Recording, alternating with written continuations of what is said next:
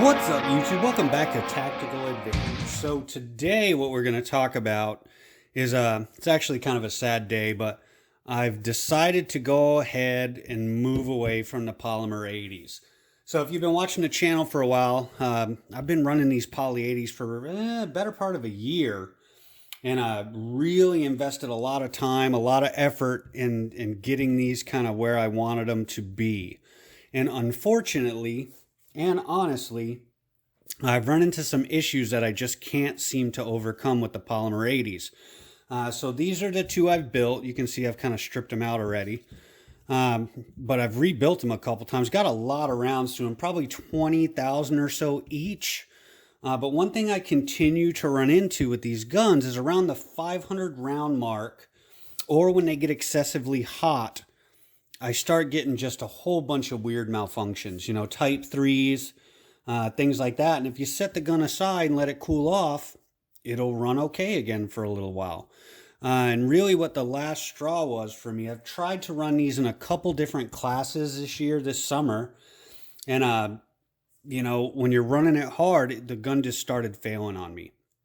One was a Gabe White class, and one was a Bear Solutions class, where just over that 500 round mark, if it starts getting hot, they just start acting up. And I think really what the driver is of that, and again, this isn't scientific, guys, we're just talking.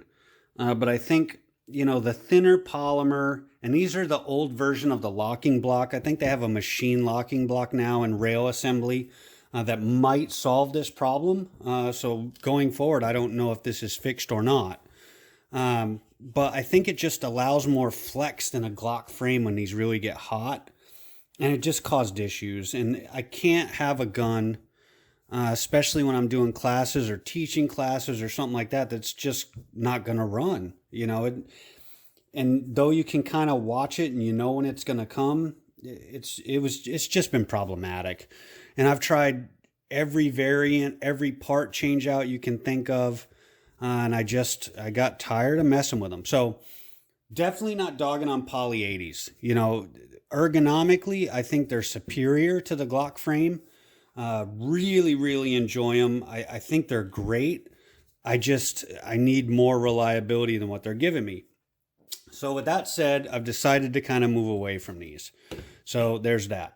So what I ended up doing is I found a company out there called Live Free Armory in Florida that actually is selling Glock frames, strip Glock frames, and these are both blems.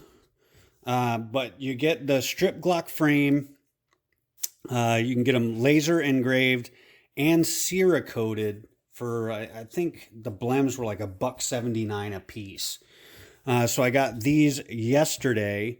So I had to buy the locking blocks, obviously had Glock parts. I mean, I've got Glocks all over the place, but, so really what I'm trying to do is take the part configuration that I had in the Poly 80's, which I really liked, get them back into like an OEM kind of Glock frame and see if I could kind of cure the issues that I was having.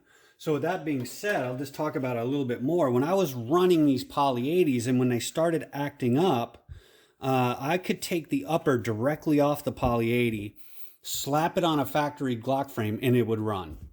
Put it right back on the Poly 80, would not run. You know, I know people out there are just going to hate hearing that the Poly 80's have some kind of issue, and they're going to try and tell me I didn't put it together right or blah, blah, blah, blah. But just remember, I've been a Glock armorer for many years, gunsmith for many years. And, you know, I don't think it was anything I was doing wrong. But again, not crapping on them. You know, if your employment of said gun doesn't matter, you know, to 500 rounds, more power to you. Rock and roll, go with it. Or if when it's getting hot, it type 3s or something like that, go for it. It's all good. If they fix that issue, I would love to go back to the Poly 80's. I can't deal with what it was doing. So really what we're looking at here are the two Poly 80's now rebuilt into Glock frames. This one was like a cryptic, and this one, I thought it would be like nice and grippy because the cryptic with differing angles pointed in different directions. I thought it would be nice and strong. From a grip perspective, it wasn't. So we started stippling some of this just to kind of make it grip better. See, that's what it kind of looked like out of the box. And that's what we're going with now.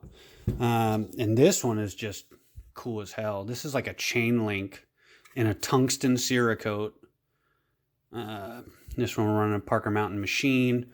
Factory parts for triggers, stuff like that. But we're going to run both of these tomorrow and just make sure everything runs good. But yeah, my anticipation is it probably will. But really just wanted to kind of throw that out there, not to crap on Poly 80's or say you guys that are building them are making mistakes. Your mileage may vary. So you actually comment, have you seen the same thing happen? Do you run them hard?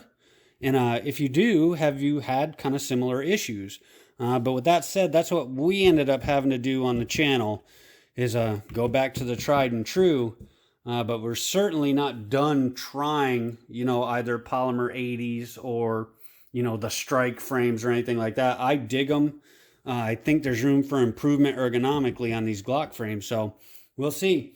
But anyway, you guys will see updates on these guns, in the next couple weeks. So past that. Talk to you later.